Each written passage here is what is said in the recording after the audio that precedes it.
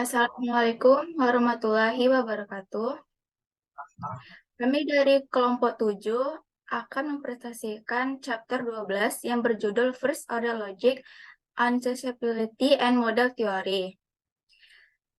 Perkenalkan, nama saya Sakila Lioradika Putri dengan NIM 223473 dengan partner saya yaitu Zaki Hatta dengan NIM 22343083. Di video kali ini kami berdua akan menjelaskan tentang materi.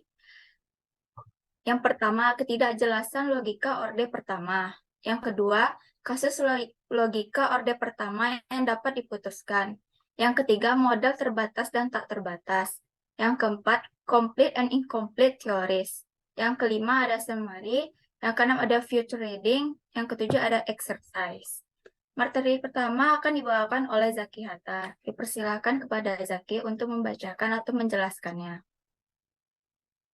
Yang pertama yaitu first order logic, juga dikenal sebagai logika predikat atau logika yang pertama, adalah sistem formal yang digunakan untuk menganalisis dan mempresentasikan pernyataan matematika dan ilmu pengetahuan lainnya.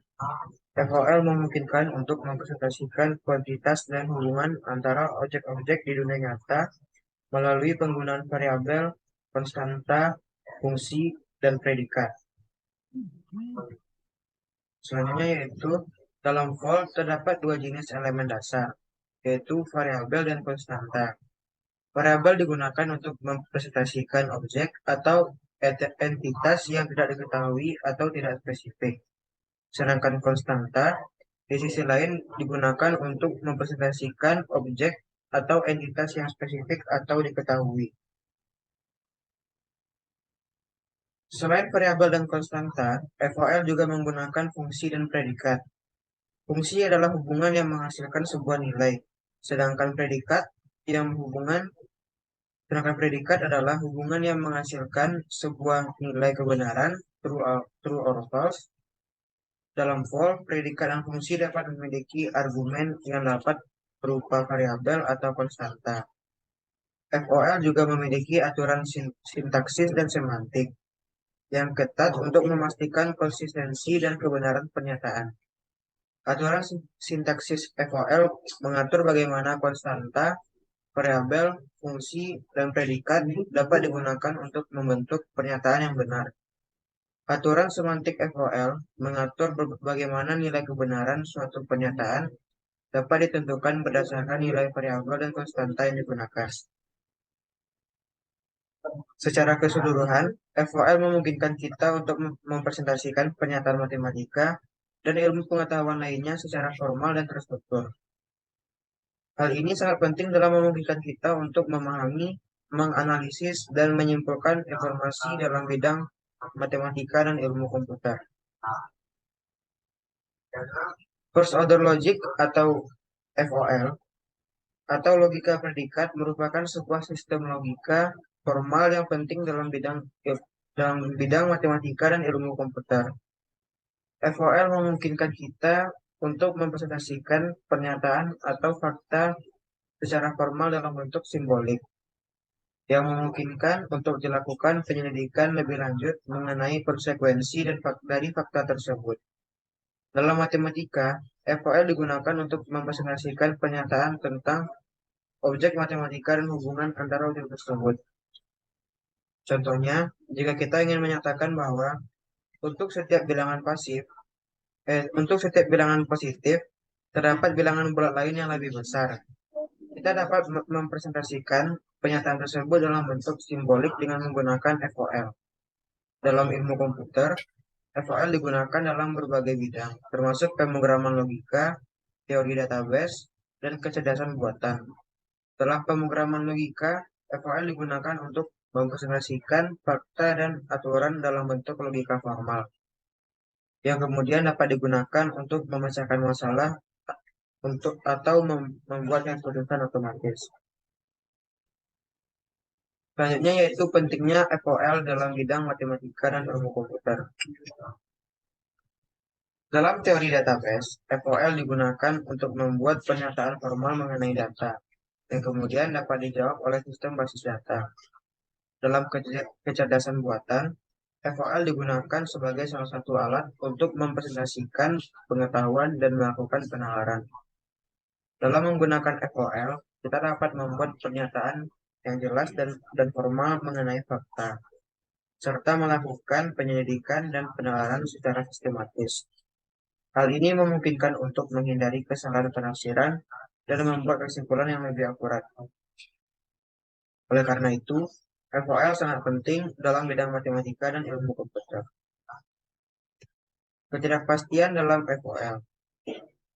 Kami menunjukkan ketidakjelasan validitas dalam logika order pertama melalui pengurangan dari masalah yang belum diputuskan sudah diketahui.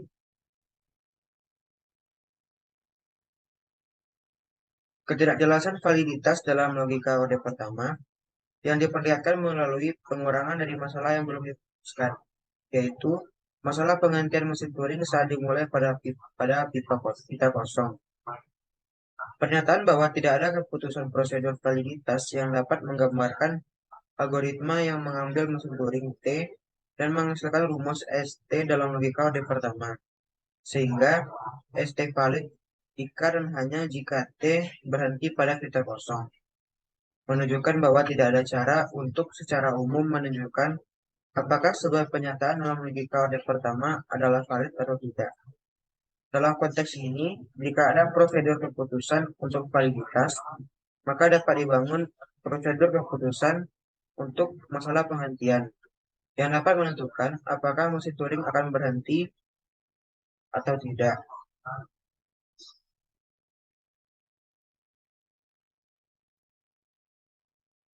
Mesin dua register dan tesis Crutch-Turing. Mesin dua register adalah salah satu model komputasi teoritis yang cukup sederhana, yang terdiri dari dua register, yaitu register A dan register B. Mesin ini hanya dapat melakukan 4 operasi dasar, yaitu membaca nilai dari register A atau B, menulis nilai ke register A atau B, menambahkan dua nilai, dan membandingkan dua nilai. Mesin ini dapat digunakan untuk memecahkan masalah yang dapat dipecahkan oleh model komputasi yang lebih kuat seperti mesin Turing atau komputer umum, tetapi lebih terbatas dalam kemampuan komputasinya. Tesis Crutch-Turing adalah sebuah hipotesis atau teori yang menyatakan bahwa setiap algoritma yang dapat dihitung dapat dengan menggunakan mesin Turing, atau dengan kata lain, model komputasi yang memiliki kemampuan yang setara dengan mesin Turing dapat memecahkan semua masalah yang dapat dipecahkan oleh algoritma. Tesis ini menjadi salah satu dasar teori komputasi dan komputasi teoritis, dan telah terbukti konsisten dengan pengalaman praktis dalam pengembangan komputer dan pengembangan teknologi informasi secara umum. Dalam teori komputasi, mesin dua register biasanya digunakan sebagai contoh model komputasi yang lebih sederhana dan lebih terbatas. Sedangkan mesin Turing digunakan sebagai model komputasi yang lebih kuat dan lebih fleksibel. Tesis Crutch-Turing juga dapat diterapkan pada berbagai model komputasi teoritis lainnya, seperti mesin register terbatas, automata, dan bahasa formal lainnya. Teorema Crutch. Teorema Crutch menyatakan bahwa validitas dalam logika order pertama tidak dapat diputuskan secara mekanis.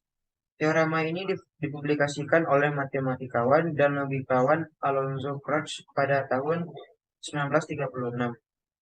Bukti teorema ini melibatkan konstruksi formula SM untuk setiap mesin dua register M. Formula SM ini dibangun sedemikian rupa sehingga SM valid jika dan hanya jika M berakhir ketika dimulai dari negara awal tertentu, yaitu L0, 0, 0.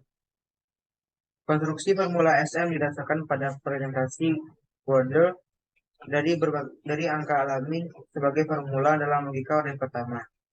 Setiap angka alami dapat dipresentasikan oleh formula dalam logika order pertama. Konstruksi formula SM untuk setiap mesin M dilakukan dengan mempertimbangkan semua langkah komputasi yang mungkin dari M, dan membangun formula yang mempresentasikan setiap langkah. Dengan menggunakan konstruksi formula SM, Crouch membuktikan bahwa validitas dalam logika orde pertama tidak dapat diputuskan secara mekanis. Hal ini disebabkan karena untuk memutuskan validitas sebuah formula dalam logika orde pertama, kita perlu mengevaluasi semua kemungkinan interpretasi dari formula tersebut. Namun, karena ada formula yang mempresentasikan setiap angka alami dan ada tak terbatas banyaknya angka alami, maka tidak mungkin untuk secara mekanis mengevaluasi semua kemungkinan interpretasi dari setiap formula dalam logika orde pertama. Oleh karena itu, validitas dalam logika orde pertama tidak dapat diputuskan secara mekanis. Rumus teorema Cauchy-Sm atau dikenal juga sebagai teorema Cauchy-Rosser berhubungan dengan teori reduksi normal, yaitu sebuah konsep dalam teori bahasa formal yang digunakan untuk memodelkan evaluasi atau komputasi dalam bahasa pemrograman atau sistem formal lainnya. Secara formal, rumus teorema Cauchy-Sm menyatakan seperti di gambar. Artinya, jika sebuah redex, yaitu suatu ekspresi yang dapat disederhanakan, dapat direduksi menjadi beberapa bentuk normal yang berbeda, maka ada suatu bentuk normal yang dapat dihasilkan dari redex tersebut. Dalam rumus ini, P0 adalah relasi antara bentuk normal dan redex yang menghasilkannya, dan P1 sampai Pn adalah relasi antara redex yang dapat dihasilkan oleh reduksi dan bentuk normal yang dapat dihasilkan dari redex tersebut. S0 sampai Sn kurang 1 adalah proposisi yang menyatakan bahwa redex dapat direduksi menjadi bentuk normal tertentu.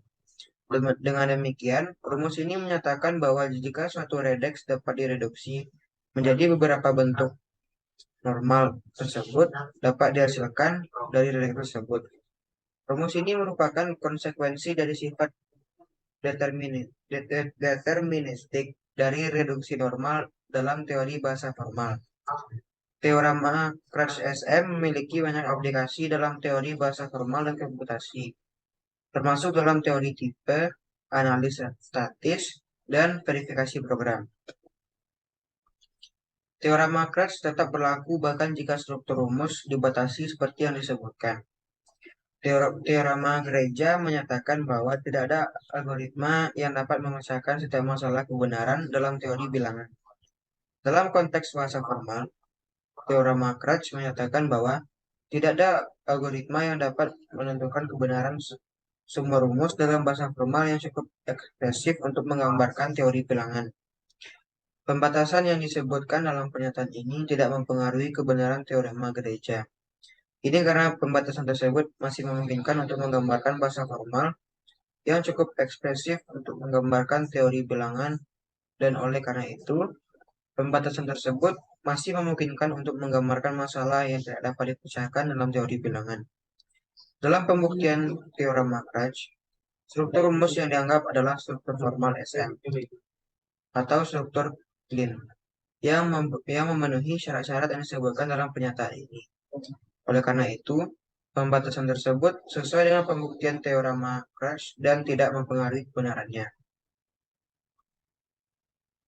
Decidable case of first order logic mengacu pada kelas masalah dalam logika orde pertama yang dapat dipecahkan dengan algoritma. Dalam konteks logika matematika, logika orde pertama adalah bahasa formal untuk mengekspresikan proposisi matematika dalam lingkungan formal yang sangat ketat. Kasus yang dapat dipecahkan secara algoritmik dalam logika orde pertama disebut decidable case. Ini berarti bahwa algoritma yang dapat diterapkan untuk memutuskan apakah rumus yang diberikan dalam kasus tersebut benar atau salah. Contoh, kasus yang dapat dipecahkan dalam logika orde pertama termasuk validitas rumus tertentu, atau apakah sebuah teori dalam logika orde pertama bersifat konsisten. Teorema Gödel yang menyatakan bahwa setiap teori matematika yang cukup kuat pasti mengandung proposisi yang tidak dapat dibuktikan atau dibantah. Namun, adanya kasus-kasus yang dapat dipecahkan dalam logika orde pertama sangatlah penting, karena memungkinkan pembangunan sistem formal yang dapat digunakan untuk membuktikan proposisi-proposisi matematika dan menghindari kesalahan dalam pemikiran matematis. Selanjutnya akan dibacakan oleh Syakila. Baik. Selanjutnya yaitu ada teorema 12.5 menyatakan bahwa ada prosedur keputusan untuk validitas rumus PCNF murni yang awalnya dari salah satu bentuk berikut, seperti gambar di PPT. Dengan M dan N bilangan bulat non-negatif dan A1, A2 adalah rumus-rumus murni yang hanya mengandung simbol-simbol relasional dan simbol-simbol fungsi, dan tidak hanya mengandung konstanta. Ini berarti bahwa untuk setiap rumus murni dalam bentuk yang disebutkan di atas adalah prosedur algoritma yang dapat menentukan validitasnya. Proses ini melibatkan mengubah rumus dalam bentuk konjungsi klausul positif, di mana setiap kaulasa memiliki bentuk X atau X, di mana X adalah atom. Kemudian prosedur keputusan dapat diterapkan pada bentuk PCNF. Namun, perlu dicatat bahwa teorema ini hanya berlaku untuk logika orde pertama. Logika orde pertama murni hanya mengandung simbol-simbol variabel, konstanta, fungsi, dan relasi. Itu tidak memperbolehkan simbol-simbol seperti kuantor, variabel terikat. Oleh karena itu, teorema tidak berlaku untuk logika orde pertama umum atau logika orde yang lebih tinggi. Ada prosedur keputusan untuk rumus PCNF yang matriksnya. Yang pertama, semua konjungsi adalah literal tunggal. Yang kedua, semua konjungsi adalah rumus atom tunggal atau seluruhnya terdiri dari negatif literal. Yang ketiga, semua rumus atom bersifat monadik, yaitu semua huruf predikat adalah unary. Maksud dari semua konjungsi adalah literal tunggal. Dalam kasus ini, PCNF dari rumus dapat diperoleh dengan mengaplikasikan aturan-aturan berikut secara berulang-ulang. Yang pertama, mengubah semua kuantor universal ke kiri rumus. Yang kedua, mengubah semua kuantor eksistensial ke kanan rumus. Yang ketiga, menarik keluar semua konjungsi ke depan rumus sehingga hanya tinggal konjungsi literal tunggal. Maksud dari yang nomor 2, semua konjungsi adalah rumus atom tunggal atau seluruhnya terdiri dari negatif literal. Dalam kasus ini, PCNF dari rumus dapat diperoleh dengan mengaplikasikan aturan-aturan berikut secara berulang-ulang. Yang pertama, mengubah semua kuantor universal ke kiri rumus. Yang kedua, mengubah semua kuantor eksistensial ke kanan rumus. Yang ketiga, menghilangkan tanda kurung dalam rumus. Yang keempat, mengaplikasikan hukum De Morgan pada setiap negasi konjungsi atau disjungsi. Maksud dari yang ketiga adalah yang pertama, mengubah semua kuantor universal ke kiri rumus. Yang kedua, mengubah semua kuantor eksistensial ke kanan rumus. Yang ketiga, menghilangkan tanda kurung dalam rumus. Yang keempat, mengaplikasikan hukum distributif pada setiap konjungsi yang melibatkan kuantor eksistensial dan konjungsi lainnya. Yang kelima, ada mengaplikasikan hukum distributif pada setiap disjungsi yang melibatkan kuantor universal dan disjungsi lainnya. Dalam semua kasus, setelah prosedur-prosedur tersebut dilakukan, maka rumus akan berada dalam bentuk PCNF. Selanjutnya ada definisi 8, menyatakan bahwa sebuah set rumus U memiliki properti model terbatas dan jika hanya U dapat dipenuhi dengan interpretasi dengan domain yang bersifat terbatas. Maksudnya adalah setiap model U harus memiliki domain yang terbatas atau berhingga. Selanjutnya ada teorema 12.9 menyatakan bahwa jika U adalah satu set rumus murni dari bentuk seperti yang di PPT, di mana A adalah rumus tanpa kuantor, maka A memiliki sifat model terbatas atau memenuhi sifat model terbatas. Bukti dari teorema 12.9 dapat dilakukan dengan menggunakan prinsip pencatatan atau pembuktian dengan kontraposisi. Berikut adalah pembuktian menggunakan prinsip pencatatan. Pertama, misalkan U tidak memiliki sifat model terbatas. sehingga tidak ada model yang dapat dipenuhi oleh U dalam interpretasi dengan domain yang bersifat terbatas. Ini berarti bahwa setiap interpretasi dan U harus memiliki domain yang tidak terbatas. Karena A adalah rumus tanpa kuantor, maka interpretasi A dapat dipenuhi dalam sebuah domain yang terbatas atau tak terbatas. Jika A dapat dipenuhi dalam sebuah domain terbatas, maka interpretasi U dapat juga dipenuhi dalam domain yang terbatas dengan memilih domain yang sama dengan domain A.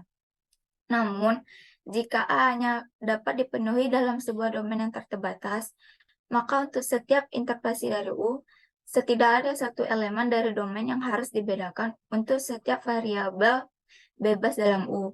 Dengan demikian, jumlah elemen dalam domain harus tak terbatas, yang bertentangan dengan asumsi bahwa U tidak memiliki sifat model terbatas. Selanjutnya, ada teorema 1210. Pertama-tama kita perlu mengklarifikasi definisi domain yang dapat dihitung. Domain yang dapat dihitung adalah domain yang terdiri dari himpunan bilangan bulat atau himpunan yang terhingga yang dapat dihitung secara efektif, yaitu domain yang dapat dihitung dengan algoritma yang dapat diimplementasikan pada komputer. Sekarang kita dapat memulai bukti teorema Leeuwenhoek untuk himpunan rumus U. Pertama-tama kita mulai dengan membangun tableau dengan rumus AO di akar. Kemudian pada setiap kedalaman D, kita menambahkan rumus AD ke dalam label setiap node yang dibangun, selain rumus-rumus yang ditentukan oleh aturan tableau. Jika tableau tidak menutup, artinya tidak ada node yang memiliki label kosong, maka setiap AI akan muncul di cabang, dan label pada node akan membentuk set Hintika. Lemma Hintika dan kelengkapannya dapat dibuktikan seperti dalam bukti kelengkapan sebelumnya. Karena setiap rumus dalam himpunan U telah ditambahkan ke dalam label setiap node pada setiap tingkat. Setiap rumus akan muncul dalam set Hintika, dan karenanya setiap rumus dapat dipenuhi dalam domain yang dapat dihitung. Jadi, teorema Leeuwenhoek dapat digeneralisasi untuk himpunan rumus U dengan membangun tableau dengan rumus AU di akar menambahkan setiap rumus AD ke dalam label sehingga node pada setiap tingkat. Selanjutnya, teorema Leeuwenhoek-Sequelin menyatakan bahwa jika suatu set rumus yang dapat dihitung dan dapat dipenuhi, maka ia dapat dipenuhi dalam domain yang dapat dihitung. Konsekuensinya, jika terdapat suatu himpunan tak terhitung jumlahnya, seperti himpunan bilangan real, maka untuk setiap rumus menggambarkan bilangan real, akan ada model yang tidak standar selain model standar yang tak terhitung.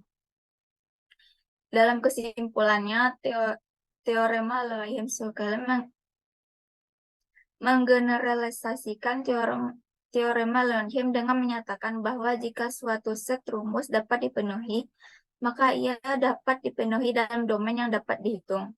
Selain itu, teorema ini juga menunjukkan bahwa setiap set konsisten dalam rumus dapat dihitung memiliki model, baik itu model standar atau model tidak standar, dan bahwa kekompakan juga berlaku dalam konteks ini. Selanjutnya ada teorem 12-12.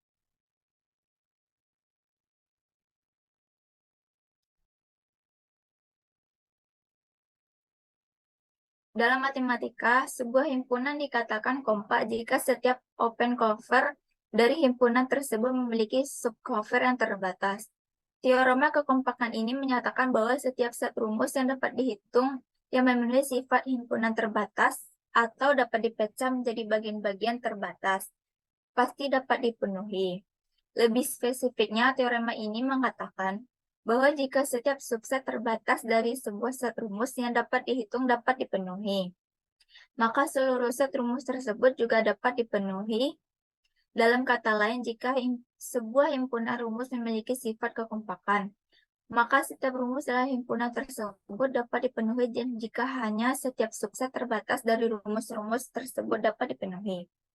Teorema kekompakan ini memiliki banyak aplikasi dalam matematika seperti dalam teori bilangan, logika, dan analisis fungsional.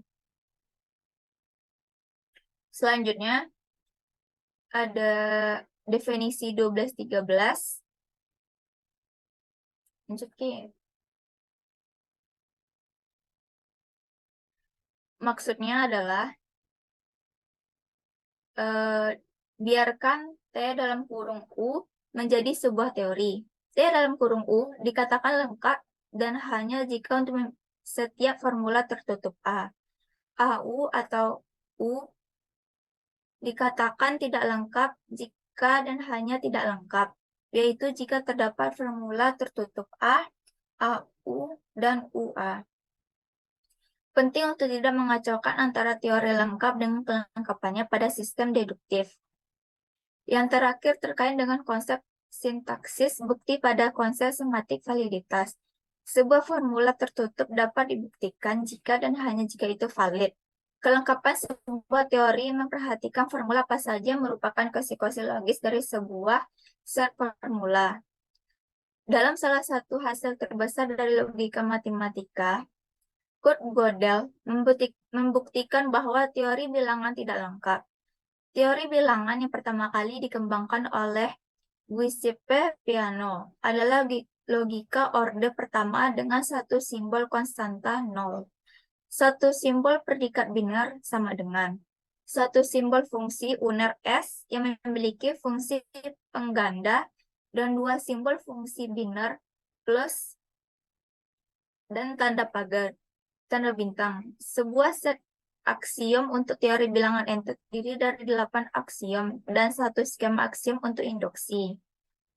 Selanjutnya ada teorema ketidaklengkapan Gödel yang dikenal juga sebagai teorema ketidakkelengkapan. Maksudnya adalah teorema yang dihasilkan oleh Kurt Gödel pada tahun 1931. Teorema ini menyatakan bahwa dalam setiap sistem aksiomatik yang memadai dan konsisten, selalu ada pernyataan yang benar, tetapi tidak dapat dibuktikan dalam sistem itu sendiri. Teorema ketidaklengkapan Gödel menyatakan bahwa untuk setiap sistem formal matematika yang memadai dan konsisten akan selalu ada pernyataan yang benar namun tidak dapat dibuktikan kebenarannya. Dalam sistem itu sendiri, dalam kata lain, tidak mungkin ada sistem formal matematika yang dapat membuktikan sebuah kebenaran matematika. Teorema ini memiliki implikasi yang signifikan dalam matematika dan filsafat. Ini menunjukkan bahwa ada batas pada kemampuan manusia untuk membuktikan semua kebenaran matematika. Selain itu, teorema ini juga membawa pernyataan tentang kebenaran sudut absolut dan sifat-sifat dasar matematika. Gödel membuktikan teorema ini dengan menggunakan teknik yang disebut dengan pengkodean Gödel. Dia mengkodekan pernyataan matematika dalam bentuk bilangan bulat, dan kemudian menggunakan sifat-sifat bilangan bulat untuk membuktikan ketidaklengkapan sistem aksiomatik matematika. Teorema ketidaklengkapan Gödel ini memiliki banyak implikasi dalam logika matematika dan teori komputasi. Ini menunjukkan bahwa tidak mungkin untuk menciptakan program komputer yang dapat membuktikan semua kebenaran matematika, dan juga menunjukkan bahwa ada batas pada kekuatan pemrograman komputer. Teorema 12-14 atau yang disebut dengan teorema keterbatasan Gödel menyatakan bahwa jika T dalam kurung NT konsisten, maka T dalam kurung NT sama dengan tidak lengkap. Jika T dalam kurung NT tidak lengkap, artinya tidak semua pernyataan yang benar dapat dibuktikan di dalam T dalam kurung NT. Namun, jika T dalam kurung NT lengkap, artinya semua pernyataan yang benar dapat dibuktikan dalam T dalam kurung NT. Maka T dalam kurung NT pasti tidak konsisten. Jika T dalam kurung NT tidak konsisten, artinya terdapat teorema dan negasi yang dapat dibuktikan. Teorema 1216 Gödel menyatakan bahwa jika NT konsisten maka senti dan senti. Buktinya kami menunjukkan bahwa asumsi salah satu dari C dalam kurung M atau senti CM akan bertentangan dengan konsisten NT. C dalam kurung M seperti gambar yang di PPT dan hitung N nomor Gödel dan dari bukti ini, maka A dalam kurung MN benar menurut teorema 1215. Selanjutnya,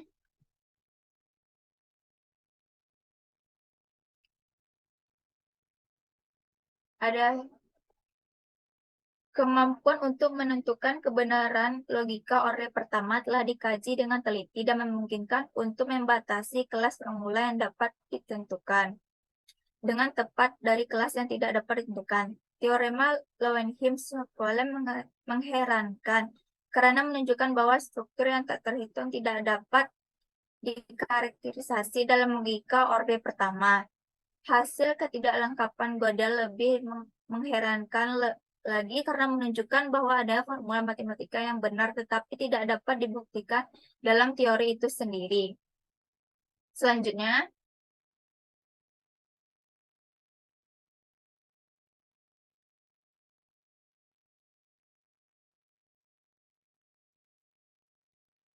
baik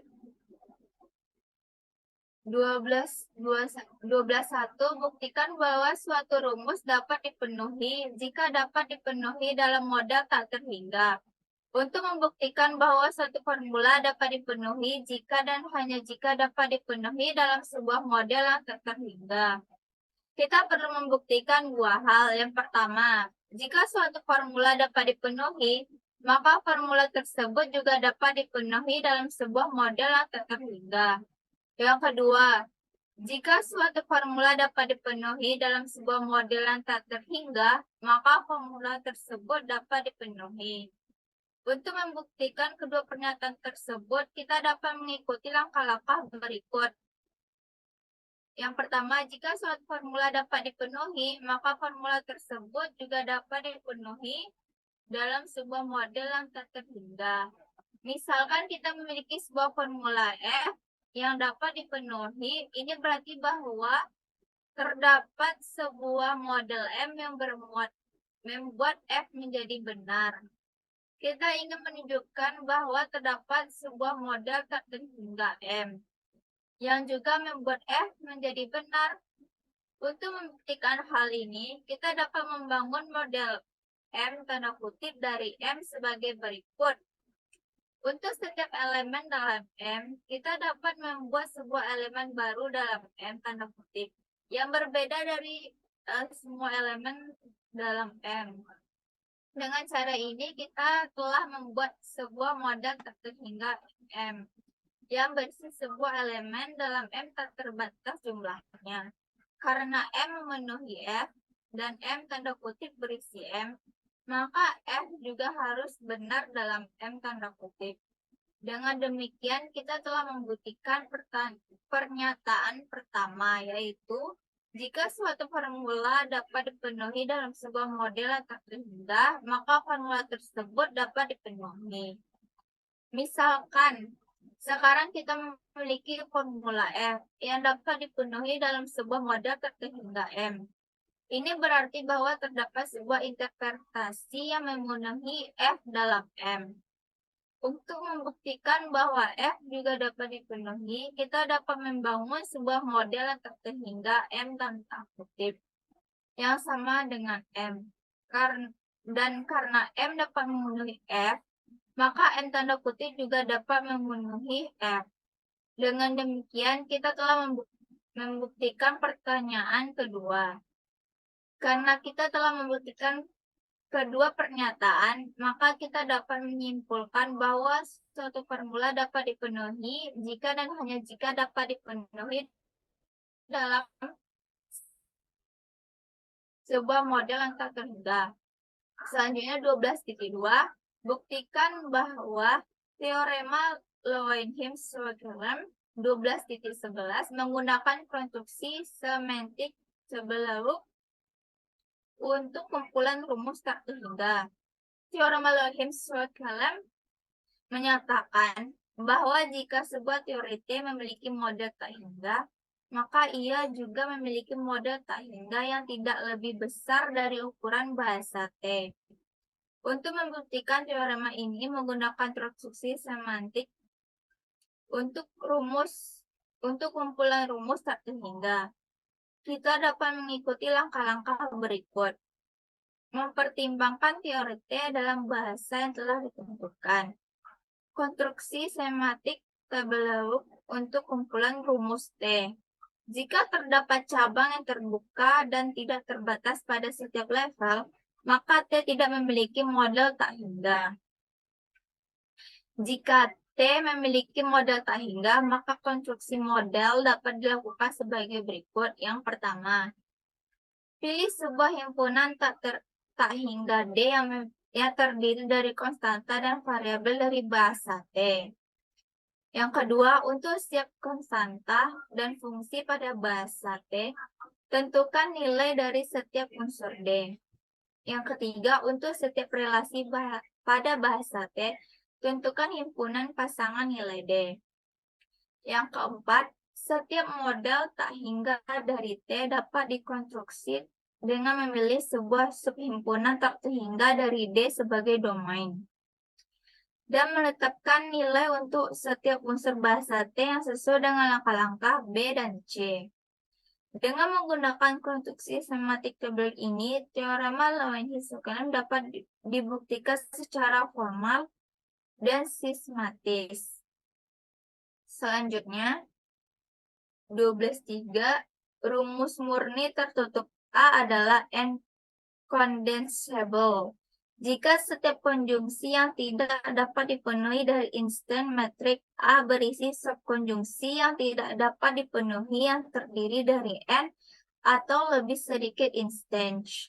Misalnya A adalah rumus PCNF yang matriksnya merupakan konjungsi literal. Buktikan bahwa A adalah dua constable. Perhatikan bahwa jika setiap konjungsi dalam A tidak dapat dipenuhi, maka setidaknya ada dua literal dalam konjungsi tersebut yang tidak dapat dipenuhi. Dengan demikian, subkonjungsi yang tidak dapat dipenuhi terdiri dari kedua literal tersebut yang memenuhi dua syarat constable. Yang kedua, misalkan A dalam rumus PCNF, yang matriksnya merupakan konjungsi dari literal positif dan disjungsi dari literal negatif. Buktikan bahwa A adalah A tambah 1 dapat diringkas di mana N adalah jumlah maksimum literal dalam disjungsi. Perhatikan bahwa matriks A terdiri dari konjungsi literal positif dan disjungsi literal negatif. Untuk setiap konjungsi dalam A yang tidak dapat dipenuhi, pertimbangkan semua literal positif yang terkandung di dalamnya karena literal positif tersebut tidak dapat dipenuhi. Maka, setidaknya ada N atau lebih literal negatif yang harus dipenuhi untuk membuat konjungsi tersebut menjadi salah. Oleh karena itu, setiap konjungsi yang tidak dapat dipenuhi dapat diringkas menjadi disjungsi dari N tambah 1 literal negatif. Sebagai hasilnya, A dapat diringkas menjadi dari disjungsi N tambah 1 literal negatif yang memenuhi syarat N tambah 1 dapat diringkas. Selanjutnya, 12.4, buktikan teorema gereja dengan mereduksi masalah korespondensi pos menjadi validitas dalam logika orde pertama. Teorema gereja menyatakan bahwa masalah keputusan apakah suatu fungsi dapat dihitung secara algoritma adalah tidak dapat diselesaikan. Sementara itu, masalah korespondensi pos adalah masalah untuk mencari apakah ada urutan non-kosong dari string di dua set yang ketika digabungkan dalam urutan tertentu menghasilkan string yang sama. Untuk membuktikan teorema gereja dengan mereduksi masalah korespondensi pos menjadi validitas dalam logika order pertama, kita dapat melakukan langkah-langkah berikut. Misalnya kita memiliki dua set string S1 dan S2, yang masing-masing terdiri dari n buah string. Kita dapat membentuk rumus logika orde pertama F dalam kurung S1 dan S2 yang menyatakan bahwa ada urutan non kosong dari string di S1 dan S2, yang ketika digabungkan dalam urutan tertentu menghasilkan string yang sama. Rumus F dalam kurung S1, S2 dapat dibentuk sebagai berikut, yang seperti dalam PPT. Rumus F dan dalam kurung S1, S2 menunjukkan bahwa kita mencari urutan string yang sama di S1 dan S2 dengan mengambil satu string dari S1 dan S2 secara bergantian sampai kita menemukan urutan string yang sama.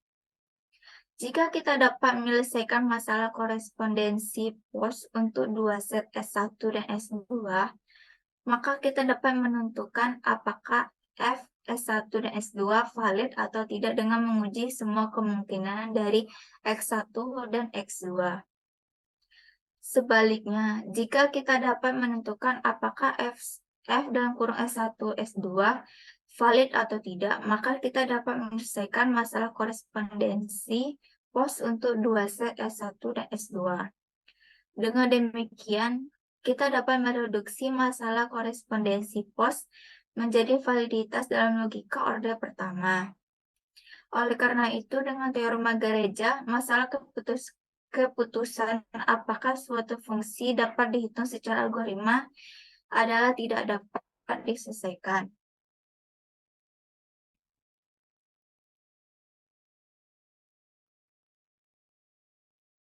Sekian dari kelompok kami. Apabila ada kesalahan, mohon dimaafkan. Saya akhiri. Assalamualaikum warahmatullahi wabarakatuh.